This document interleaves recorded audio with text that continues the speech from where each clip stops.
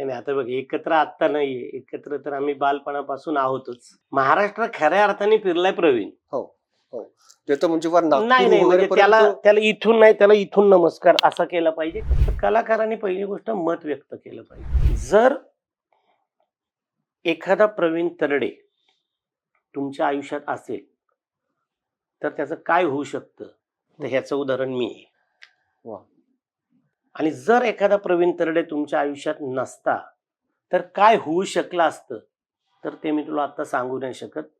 तू माझ्या शाळेतल्या कॉलेजच्या विद्यार्थ्यांना विचारू, माझ्या बरोबरच्या मित्रांना विचारू शकतो. आपली झेंजी अजिबातच अशी नाहीये, कारण हे मी खूप जबाबदारीने बोलतो, कारण त्या झेंजीचे आम्ही बाप आहे.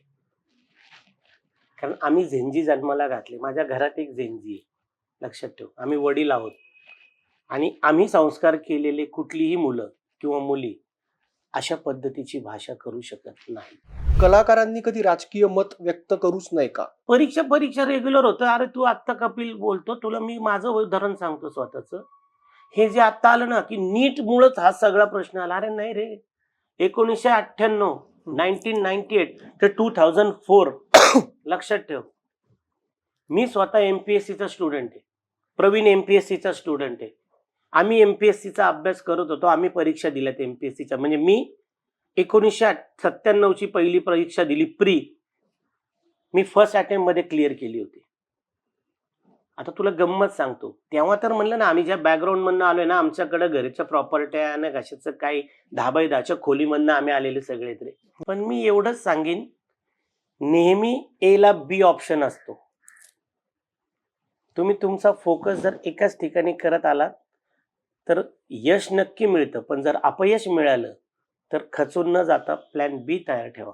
नमस्कार, मी कपिल. तुम्हा सगळ्यांचं खूप खूप स्वागत. माझ्यासोबत आहेत रमेश परदेशी सर आणि निमित्त आहे देऊळबंदला मिळालेलं यश. तर आपण त्यांच्याशी या सगळ्या विषयांवर बोलणार आहोतच, पण सध्या जी एकूण देशात परिस्थिती आहे त्याविषयी आपण त्यांच्याकडनं जाणून घेणार आहोत. रमेश सर, तुमचं खूप खूप स्वागत मुंबई तरुण भारतमध्ये. नमस्कार. आणि सगळ्यात पहिल्या प्रश्नाचा हाच की अभिनंदन तुमचं आणि संपूर्ण टीमचं. देऊळबंद 2 100 कोटींमध्ये जाणारा मराठी सिनेमा ठरला या वर्षातला. तर कसं वाटतं हे यश मिळालं? खरं तर हे अभिनंदन आमचं नाहीये. हे अभिनंदनच जर तुला करायचं झालं तर टीम सोबत सबंध महाराष्ट्रातील सर्व प्रेक्षकांचं अभिनंदन. कारण निव्वळ आणि निव्वळ त्यांच्यामुळेच आज देऊळबंद 2चं हे यश आम्ही बघतोय. वा वा वा. पण जेव्हा हा प्रवास सुरू झाला होता, सिनेमा हिट होणार हे तर सगळ्यांना माहितीच होतं, कारण स्वामींचे आशीर्वाद आहेत. पण एवढं यश मिळेल याची कल्पना होती का, की महाराष्ट्र इतकं भरभरून प्रेम देईल? हा, एवढं म्हणजे नव्हतं माहिती, पण सिनेमा सुपरहिट होणार हे 100% माहिती होतं. कारण प्रवीण जे काही करतो, एक तर ते फार इथून करतो. आणि तो जेव्हा ते ऐकत होतो ना, मला ते असं आलं, मग ते तिथून आलं ना, मग स्वामींचं तसं. आणि तुला सांगतो, शेतकरी म्हणजे ना, तर ते ऐकतानाच कळतं, अरे हे जादू आहे काहीतरी. म्हणजे जे नेहमी होतं त्याच्यापेक्षा हे काहीतरी हे वेगळं आहे. आणि 100% हे वर्कआउट होणार ह्याची खात्री म्हणजे 1,00,000% होती. पण स्वामींची कृपा आणि प्रेक्षकांचा आशीर्वाद यांनी एक मिरॅकल केलं. पण असं म्हणतात की तुम्ही तिघं, दयाभाई, तुम्ही आणि प्रवीण सर, जे आपण विषयाला हात घालतात तो सुपरहिटच होतो. म्हणजे आता बॅक टू बॅक तुमचे म्हणजे चौक पण हो. दयाभाईंनी केला होता, तर तो पण त्याला पण चांगलं यश मिळालं होतं. तर काय नेमकं गणित याच्या मागचे, की तुम्ही तिघे एकत्र आलात की सिनेमा सुपरहिट होतोच? नाही नाही, आता बघ, एकत्र आत्ता नाहीये, एकत्र तर आम्ही बालपणापासून आहोतच. मुद्दा हा आहे की खरं तर आज माहिती ना, असं बोललं जातं की 3 वेगळ्या आयांच्या पोटी जन्म घेतलेले आम्ही 3 जण आहोत. आहोत एकच. कुठेही जा, तुला आम्ही वेगळे दिसणार नाही आणि कधीच नाही दिसणार. आज नाही, उद्या नाही, परवा नाही आणि आयुष्यात कधीच. यश जे आहे, म्हणजे आता देऊळबंद 1 पासून ते आतापर्यंत धर्मवीर, नंतर देऊळबंद 2, परत त्यात चौक, हे सगळा बॉन्डिंगचा विषय. आणि बॉन्डिंग फक्त आमच्या तिघांचं नाही, तर आमच्या तिघांसोबत जी टीम आहे ना सगळी, कारण त्याचं प्रत्येकाचं खूप मोठं योगदान आहे या सगळ्यामध्ये.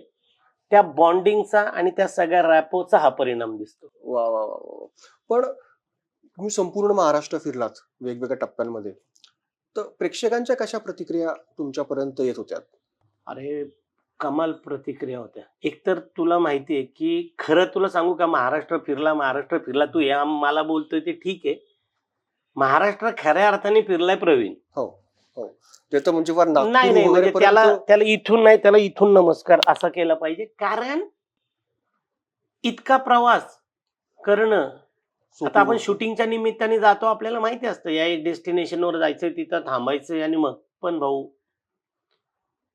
म्हणजे हे शहर ते शहर, अख्खा मराठवाडा, अख्खा विदर्भ, खानदेश. अख्खा खानदेश.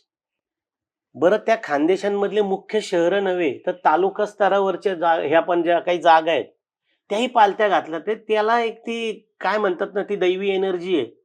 म्हणजे हे खरं तर काय झालं, त्याला म्हणलं भाऊ तू लढतोय, मग आम्ही काय करतो, आम्ही वाटून घेतो. हो, हो. सगळेच एफर्ट्स एका ठिकाणी नको लागायला. तू तिकडे जातोय तर तो तिकडे गेला मराठवाडा, आम्ही पश्चिम महाराष्ट्रात जातो. मग मी, स्नेहल, दया आणि अतुल आणि बाकीची सगळी टीम, ऋषिकेश वगैरे, विनोद, सगळी टीम, मग आम्ही काय केलं, वाटून घेतलं. पण त्याच्या एवढा कामाचा झपाटा नाही. जे काही आपण बघतोय भाऊ, ते कुणी म्हणो अथवा न म्हणो, टीमचं यश आहेच आहे, पण हे क्रेडिट त्याच्या प्लॅनिंगचं आहे, प्रवीणच्या.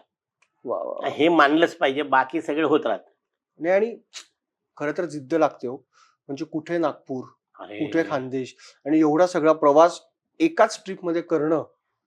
अरे, अवघड आहे. म्हणजे नागपूर, यवतमाळवरनं अकोला, अकोल्यावरनं ते जळगाव, जळगाव, जळगाववरनं चाळीसगाव, चाळीसगावनं भुसावळ, भुसावळ. भुसावळ अंमळनेर, अंमळनेरवरनं, अरे हे कुठं म्हणजे, आणि चाललोच आहे.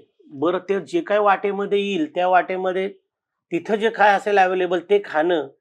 बरं, कुठली लक्झरीचा संबंध येत नाही, कारण तेवढा वेळच नाही. वेळ नाही, वेळ नाही. पण ते कष्ट घेतले. खरं त्याला म्हणजे मित्र आहे म्हणून त्याचं कौतुक करतोय वगैरे अशातला भाग नाही.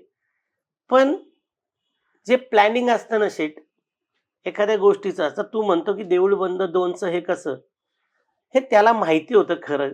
त्याला एक इन्स्टिंक्ट होतं. पण म्हणजे त्याला म्हणतात ना, स्वामींचा एक आशीर्वाद होता आणि त्याला पक्कं माहिती होतं, की ह्याच्या बाबतीत, या सिनेमाच्या बाबतीत लय भारी काहीतरी घडणार आहे. म्हणून पहिल्या दिवसापासून त्यांनी जी वाटचाल सुरू केली ना, ते फक्त तो चालत होता. त्याच्या मागे-मागे आम्ही चालत होतो. बस एवढाच वा विषय. वा, क्या बात आहे. एक महत्वाचा विषय मला तुम्हाला विचारायचा आहे. तुम्ही ऐकलं असेल, प्रशांत दामलेंनी एका वृत्तवाहिनीशी बोलताना नीट बद्दल वक्तव्य केलं की नीटचा फुल फॉर्म माहित नाही, आणि तरी तुम्ही आंदोलन करायला चाललात का? बरं, त्यात ते चुकीचं काय बोलले असं तर नाहीच आहे, पण तरी सुद्धा त्यांना खूप मोठ्या पद्धतीने ट्रोल केलं गेलं. तर कलाकारांनी कधी राजकीय मत व्यक्त करूच नाही का असं? आणि प्रशांत दामले मुळात काय चुकीचं बोलले, तुम्ही याकडे कशा दृष्टीने बघतात? नाही कारण का, तुम्ही, तुमच्या भूमिका नेहमीच परखड असतात, सोशल मीडियावर असेल किंवा प्रसार माध्यमांमध्ये असतील. तर याविषयी मला तुमचं मत जाणून घ्यायचंय. तुझा प्रश्न बघ काय आहे, की कलाकारांनी राजकीय मत व्यक्त करावं की नाही करावं? तर कलाकारांनी पहिली गोष्ट मत व्यक्त केलं पाहिजे. ते राजकीयच असलं पाहिजे असं काही नाहीये. बरोबर. पण मत व्यक्त केलं पाहिजे, बोललं पाहिजे. आणि प्रशांतजी खूप टॉप मोस्ट सिनियर आहेत आपल्या ह्याच्यातले. मला असं वाटतंय, की ते असं बोललेत का, की नीटचा लाँग फॉर्म माहिती नाही त्यांना म्हणून? मला नाही वाटत. बहुतेक काहीतरी आहेत ना, वाक्यामधला ट्विस्ट आहे. हम्म, हम्म. लक्षात ठेव, किंवा बोलण्यातलं काहीतरी हे असेल, मला असं वाटतं. कारण त्यांच्यासारखा मनुष्य असं नाही बोलू शकत. म्हणजे नाहीच बोलू शकत. कारण नीटचा, आता आता असं कधी-कधी बोलताना आलं, "अरे यार, मला स्वतःला" आता बघा तू, मला स्वतःला त्याचं ते हे माहिती नाही आणि मी काय, बरोबर, बरोबर. म्हणजे ज्या गोष्टीत मला ज्ञान नाही, ज्या गोष्टीची मला अक्कल नाही, असं त्या अनुषंगाने असू शकतं. आता ट्रोलर्सचं काय करशील भाऊ, सध्या ते काय 40 पैसे पेड आहे 40 विषय. पैसे प्लेट.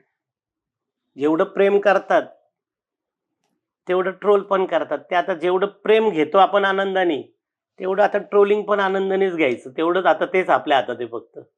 पण आता ट्रोलर्स मध्ये पण एक गंमत आहे बघा. आता जसं तुम्ही म्हटलात की 40 पैसे ट्रोल. इकडची पार्टी म्हणते की 40 पैसे ट्रोल, तिकडची पार्टी म्हणते अंधभक्त, इकडची पार्टी म्हणते गुलाम. हो. म्हणजे आता ट्रोलर्सला पण वेगवेगळे गट पडलेत हो. पण ट्रोलर्सला चेहराच नाहीये ना. हा. तर तू गट कसे म्हणशील? कुठल्या ट्रोलरला चेहरा आहे? जर तू अकाउंट काढ आणि चेक कर, तुझं लॉक प्रोफाईल आहे. लॉक प्रोफाईलमध्ये गेला तर त्याला कोणी म्युच्युअल नाही, त्याचं कोणाशी काही नाही. त्यामुळे मला नाही वाटत त्याला कुठलं गट-तट वगैरे काय ट्रोलरला. ते एकच आहे. आज कपिलच्या बाजूने बोलायचं, उद्या माझ्या बाजूने बोलायचं, उद्या माझ्या विरुद्ध बोलायचं, उद्या कपिलच्या विरुद्ध बोलायचं, त्याला काही लागत नाही. म्हणजे जसं परिस्थिती असेल त्यानुसार 100% परिस्थिती असेल त्या हिशोबाने. आणि आता मत व्यक्त करणं, ट्रोलिंग करणं, म्हणजे ते मला आता ते त्याच्यात काय बोलायचं तेच कन्फ्युजन आहे. खरं तर मी स्वतः त्याच्यात कन्फ्यूज आहे. पण तुझा पहिला प्रश्न योग्य आहे की आपलं मत आपण व्यक्त केलंच केलंच पाहिजे. पाहिजे. त्याबद्दल मग ते आग्रही आहे मी, कारण मी माझं मत व्यक्त करतच असतो आणि तो आपल्याला स्वातंत्र्य आहे. बरं, मला एक विचारायचं आहे सर, तुम्ही उत्तम अभिनेते आहात, मग तुम्ही उत्तम व्यावसायिक पण आहात, बॅलन्स कसं करता सगळं? करतो बुवा.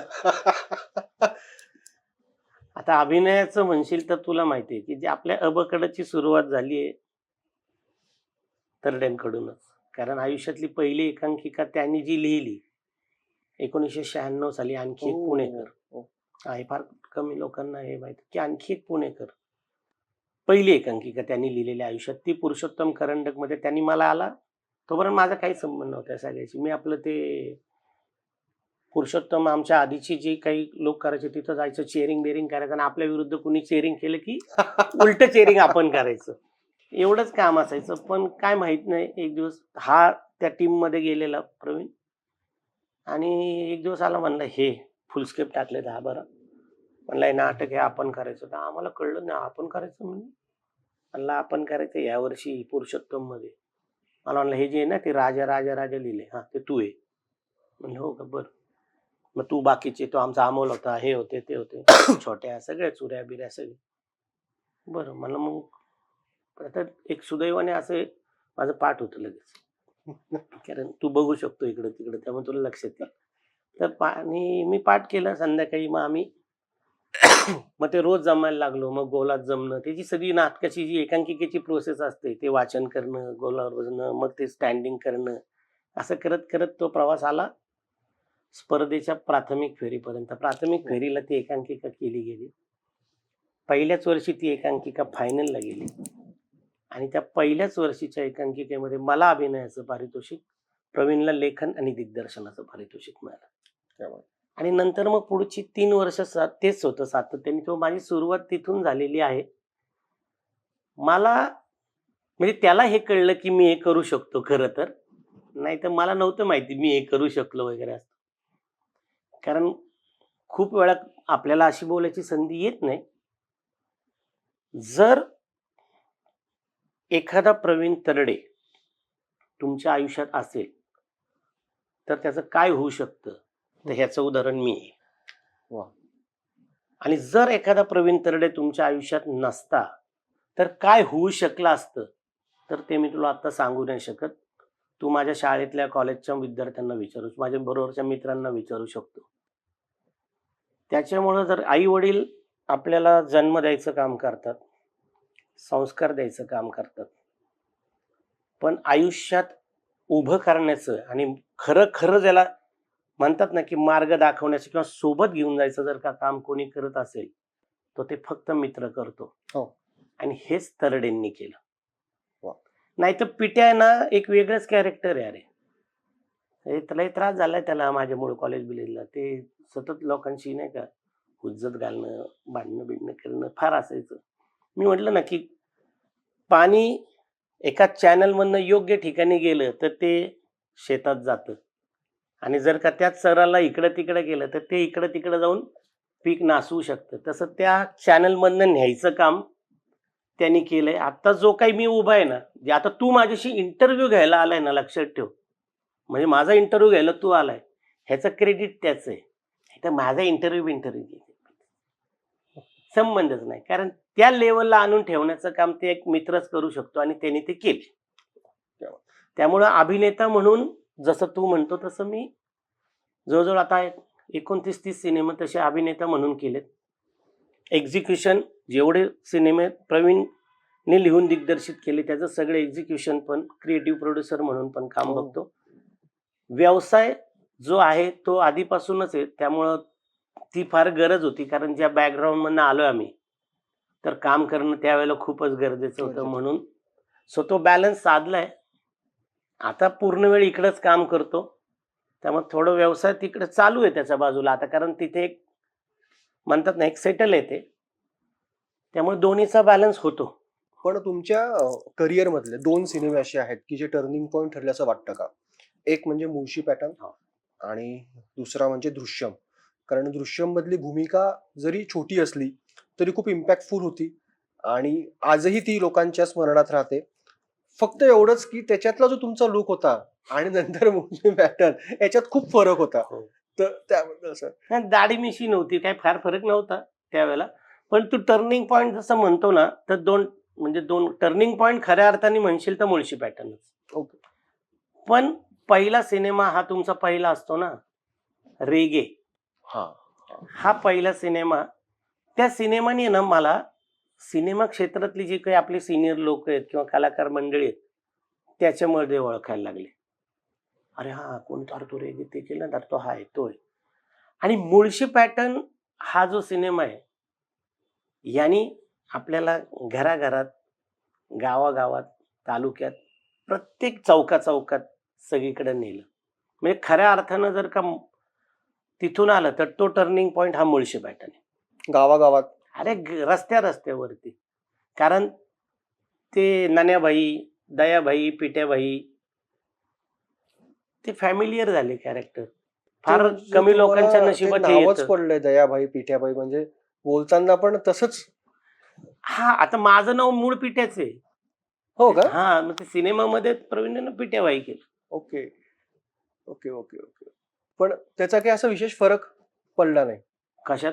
नावाचा जे. अरे आयडेंटिटी मिळाली आयुष्यात, ह्याच्या पलीकडे काय पाहिजे?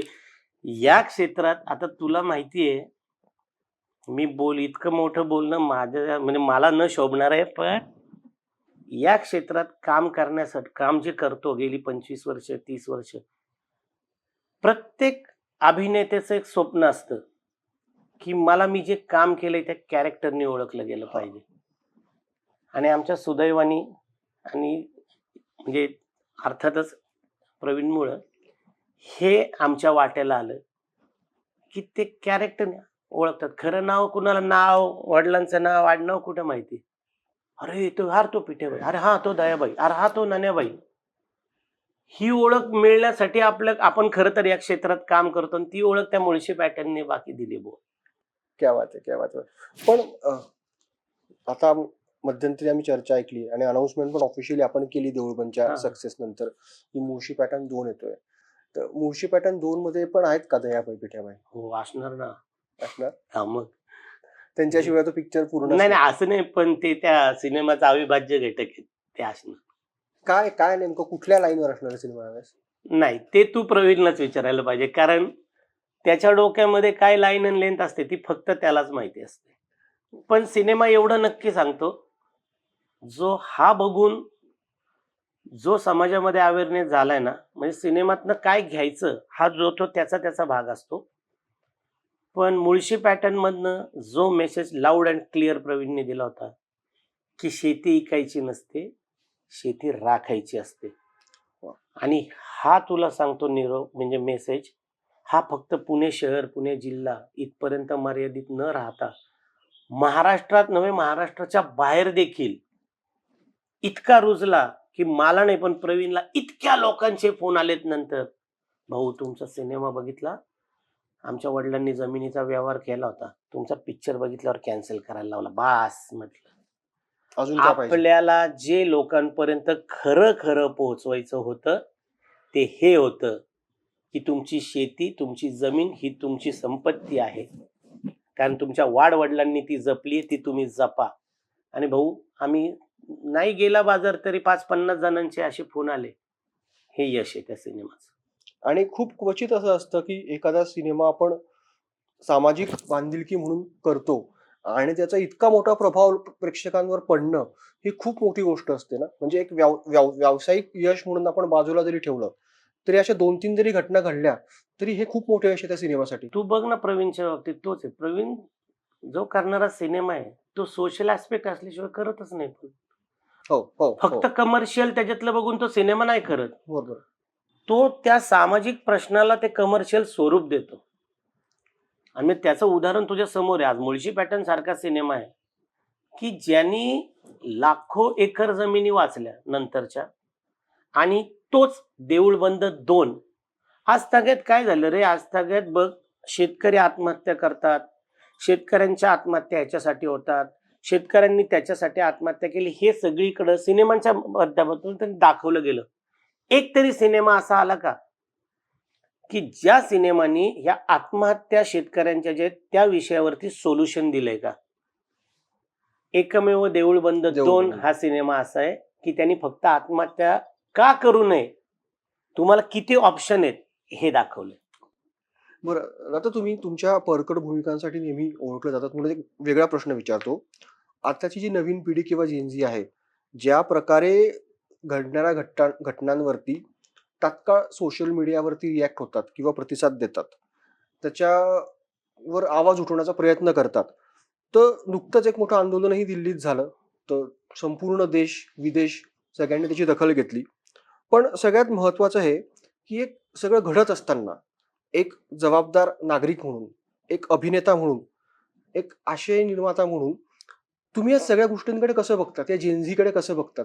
की असं पण म्हटलं गेलं की सोशल मीडियावरून भडकवण्याचा प्रयत्न त्यांना करण्यात आला किंवा अनेक मुलं-मुली जे अजून वयात पण आली नाहीयेत, त्यांनी जंतर मंतरवरती येऊन अगदी प्रसारमाध्यमांसमोर पंतप्रधानांना अत्यंत अर्वाच्य भाषेत शिव्या घातल्या, अत्यंत खालच्या पातळीवर जाऊन टीका केली.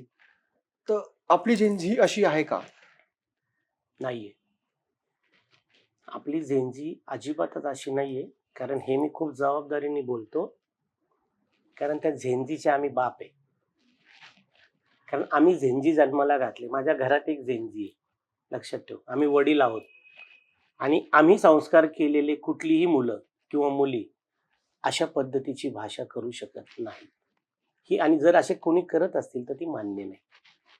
देशाचा पंतप्रधान, त्याच्यासोबत आणखी काही असलेले वरिष्ठ, मुळात पद ह्याच्यापेक्षा त्या माणसाचं वय आणि हे लक्षात घेता त्याच्यावरती खालच्या स्तरावरती जाऊन टीका करण्याचा काहीच कारण नाही कोणी.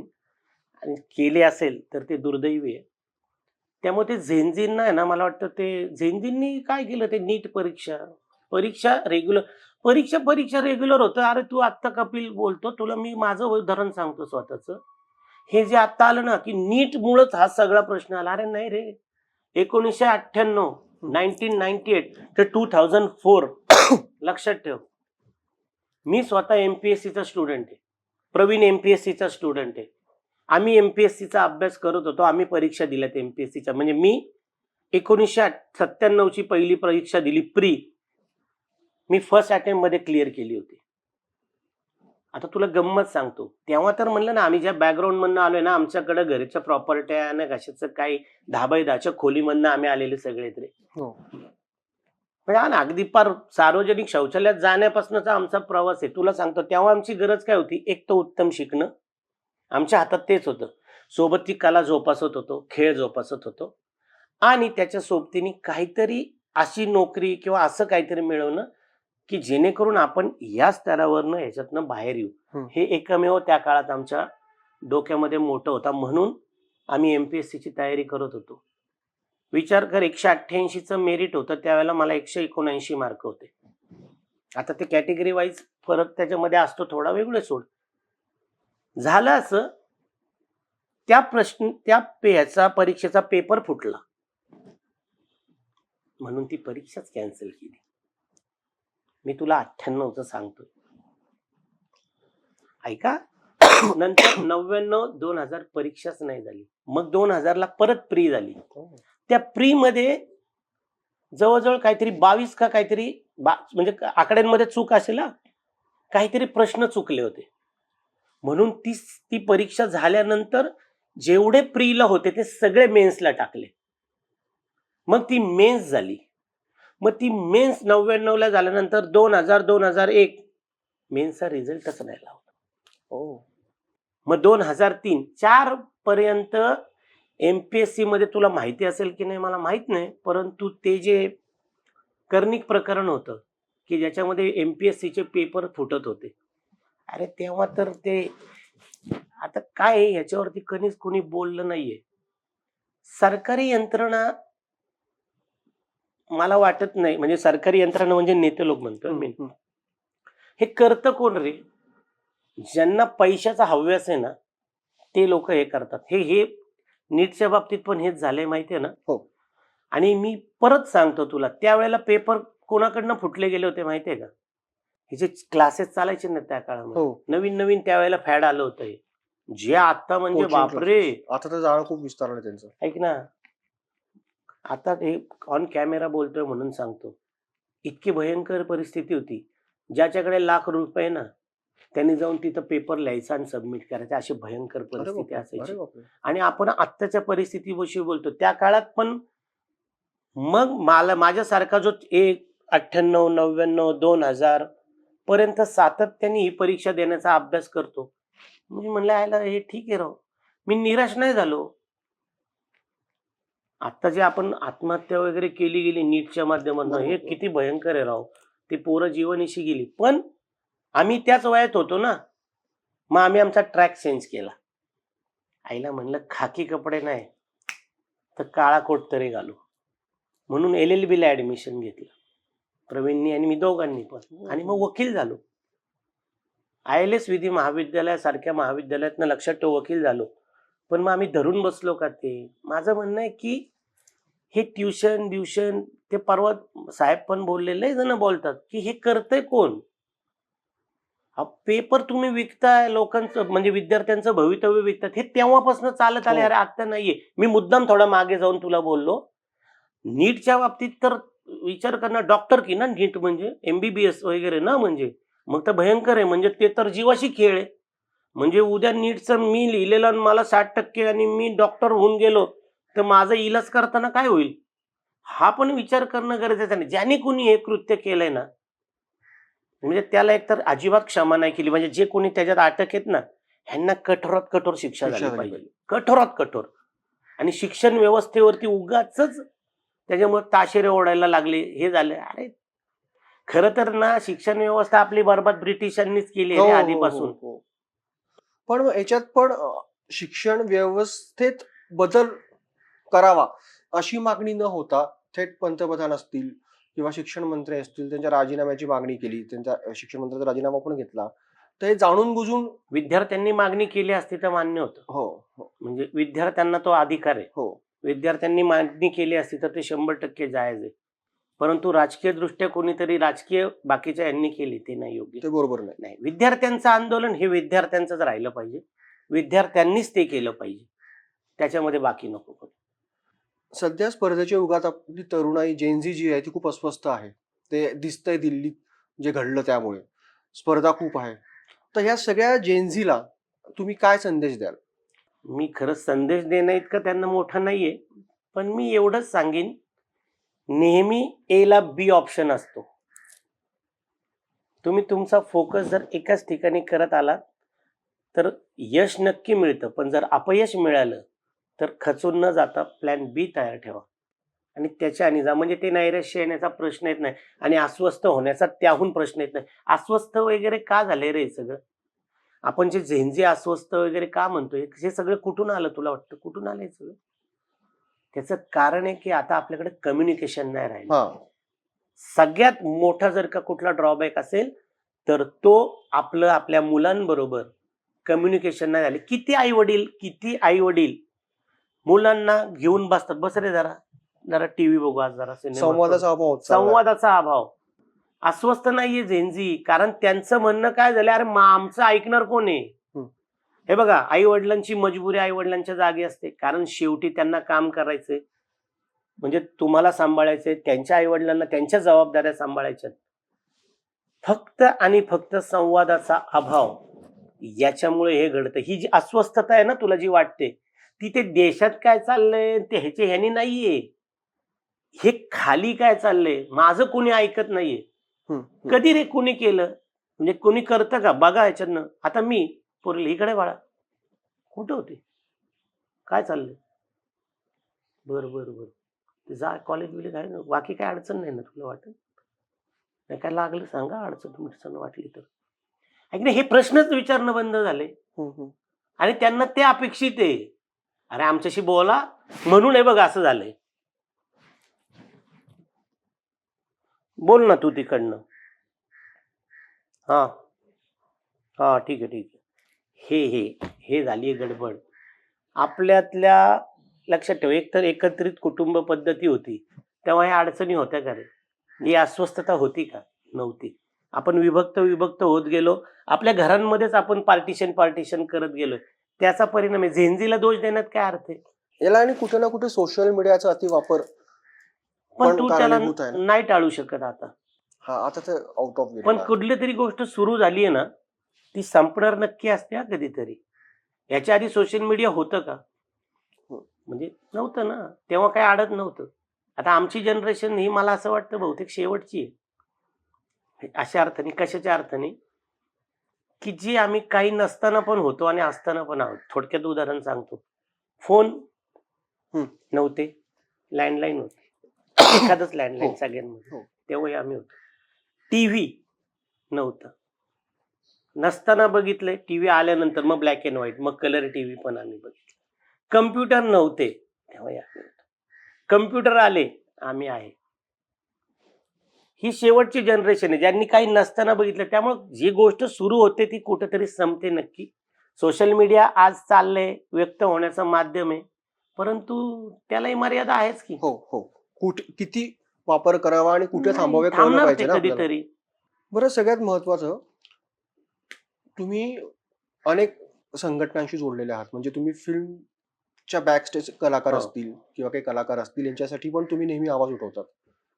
तर इंडस्ट्रीचं फार पूर्वीपासून चालत आलंय. म्हणजे कलाकार असतील किंवा असतील, मानधन थकवणं किंवा पैसे बुडवणं, याच्यावरती बोलून बोलून मोठा विषय हा. पण काय तोडगा काढणं गरजेचं आहे हो सर? कारण प्रत्येकाचंच असतं, म्हणजे कलाकारच नाही तर डिजिटल मार्केटिंगवाले असतील, PR असतील, ज्युनियर आर्टिस्ट असतील, बॅक स्टेजवाले असतील, म्हणजे अगदीच हजार हजार रुपये पण लोकांचे हो. बुडवले जातात. तर याच्यावरती काय तोडगा आपण काढू शकतो? कारण जर तुम्ही काम करून घेतात 5-5, 6-6 महिने एका प्रोजेक्टसाठी आणि वेळेवरती तुम्ही त्यांचे पैसे बुडवणार, कारण समजा प्रत्येकाच्या वेगवेगळ्या कंपन्या असतात, त्यांच्या अंडर काही लोक असतात. म्हणजे तुम्ही एका व्यक्तीचे पैसे बुडवत नाही, तुम्ही 10 जणांचे अजून ते पैसे बुडवतात. ते त्यांच्या त्या कंपन्या Correct. सफर करतात. तर ही जर का चेन तोडायची असेल आपल्याला, तर काय याच्यावर उपाययोजना केल्या पाहिजे? ही चेन खरं तोडायची असेल ना, तुला सांगतो की गंमत अशी आहे. आता मी पूर्वी मनसे चित्रपट सेनेचं काम करत होतो महाराष्ट्राच्या वतीने. नंतर आता भाजपच्या सांस्कृतिक विभागाच्या माध्यमातून काम तेच करतोय. ब्रँड कदाचित वेगळा असेल, फक्त टॅग वेगळा आहे, परंतु काम सेमच.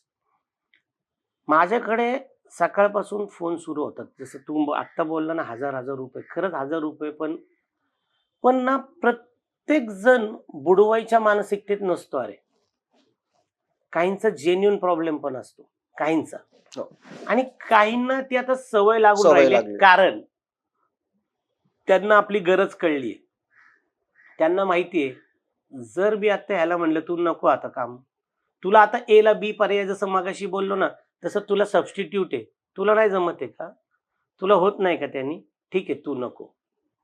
आणि ना मग ती कामाची जी इन्सिक्युरिटी आहे ना, त्यातनं कोणी त्याच्यावरती बोलायला जात नाही बोलायला जात नाही. आणि ह्याचा गैरफायदा ते घेतात. ठीक आहे.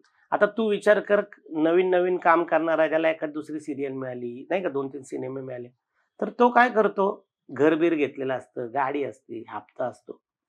तो विचार करतो, आईला ठीक आहे, मला दर महिन्याला नाही पण 2 महिन्यांनी मिळतात, जाऊ दे, माझं हे सर्व्हायव्हल होतं. आणि मग ह्याचा गैरफायदा, त्याला माहिती आहे ह्यांच्या हात दगडाखाली आहेत ना, ह्याचा गैरफायदा घेतला जातो. पण त्याला, मला असं जाणीवपूर्वक कोणी नाही करत. काहींची आता चित्रपट विभागात पण बघ ना, खूप वेळा निर्मात्याच्या जेन्युइन अडचणी होतं. कधी प्रोजेक्ट डिले होतं, काही कारणामुळे थोडं इकडं तिकडं होतं, त्यांची हे नसते. म्हणजे मी निर्माते चित्रपट क्षेत्रामध्ये फार कमी बघितलेत. म्हणजे अगदी बोटावर एखाद दुसऱ्या मोजण्या इतके, की ज्यांच्याकडनं असे कोणाचे पैसे बिशे राहून यांनी केले असतील, पण नाही. हो, हो. बाकीच्यांची वृत्ती ही देण्याचीच असते. आता ह्याला एक उपाय काय माहितीये का, ज्यांच्याकडे पैसे ज्याचे कोणी ते राहायचे असतील ना, ते मधला मार्गच काढत नाही, अडून राहतो एखादा. आता तुला माहितीये, जर का माझे 2 लाख रुपये बरोबर. आणि तुझ्याकडे ते नाहीये 2 लाख रुपये, बरोबर ना? तू काय म्हणतो, ऐक ना, मी काय म्हणतो, माझ्याकडे 2 लाख नाही पण मला तुला पैसे द्यायचे, ते तुला 1 लाख रुपये देऊ का? तिथं तुझा इगो येतो. माझं म्हणणे, अडचण समजून घे, तुझ्या पदरात 0 पैसे पाडणार आहेत, हं. मग ते पाडून घे. म्हणजे ह्यानी सुद्धा थोडी अडचण कमी होऊ शकते. हो. आणि ज्युनियर आर्टिस्ट बिर्टिस्ट त्यांचा हातावर पोट असणार रे. हो हो त्याच्यामध्ये ना सगळ्यात गोंधळ आहे ना, हे कोऑर्डिनेटरचा विषय असतो. ते प्रोडक्शन हाऊस आहे ना, पैसे देतं ना, आणि प्रोडक्शन हाऊस देतं. कित्येकदा हे काय करतात, ही 4 लोक उशिरा आली, त्याचे 200 रुपये कट. हे आले, हे ती एक आता ही मानसिकता बदलणं गरजेचं मानसिकता आहे. झाली. आता मला रोज तेच आहे, भाऊ माझे 2400 रुपये आले, अरे, भाऊ माझे 6300 रुपये, मी 4 दिवस काम केलं होतं नाही आलं. आपल्याला दुःख कोणाची दिसतं? दुःख नाही म्हणायचं, तुम्ही फेस असलेल्या माणसाचं सगळीकडे दन ह्यानी हे स्टेटमेंट केलं, त्यांनी फेसबुकवर टाकलं, माझ्या या निर्मात्याने पैसे नाही दिले. अरे खालच्या स्तराकडे कोणीच बघत नाही.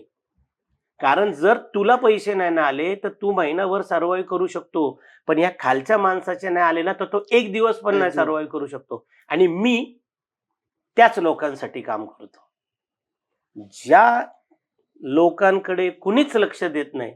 मग तो ज्युनियर आर्टिस्ट आहे, ते लाईट बॉय आहेत, ते टेक्निशियन आहेत, ते स्पॉट बॉय असतील, यांच्याकडे लक्षात ठेव. खरं तर कुठल्याही सिनेमाचा सगळ्यात मोठा भाग हे असतात, परंतु सगळ्यात दुर्लक्षित ते असतात आणि त्यांच्याकडे कुणी लक्ष नाही देत.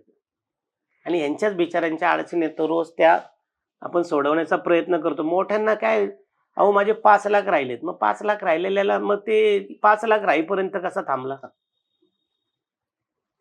बरोबर ना? 2 झाले तेव्हाच म्हणायचं 1 द्या, हो हो माझी अडचण आहे.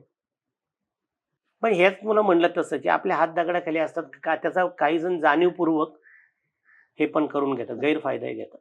तसं घ्यायला नकोय. चलो सर, थँक्यू सो मच. जाता जाता संपूर्ण महाराष्ट्राला पडलेला प्रश्न, मूळची पॅटर्न 2 कधी येणार? प्रवीण सरांनी हे केलंय ना डिक्लेअर, की लवकरच येणार. आणि त्याच्यात दयाबाई आणि पिठ्याबाई असणारच ना? हो, असणार. दयाभाई आणि पिठेभाई दोघंही असणार. आणि पुन्हा एकदा एक खूप मोठा सामाजिक प्रश्न घेऊन समोर येणार. डन. मग आता आपली पुढची मुलाखत सरांसोबत मुळशी पॅटर्न 2च्या सक्सेस पार्टीच्या वेळेस आपण करणार. आताच मी अनाऊन्स करतो सर. कारण 100% सक्सेस होण्यासाठी निकालबाधित सत्य आहे. आहे. 100% सक्सेसफुल होणार आणि पुन्हा आपण इंटरव्ह्यू मग त्या सक्सेस पार्टीलाच करू. Thank you. Done sir, thank you so much. Thank you.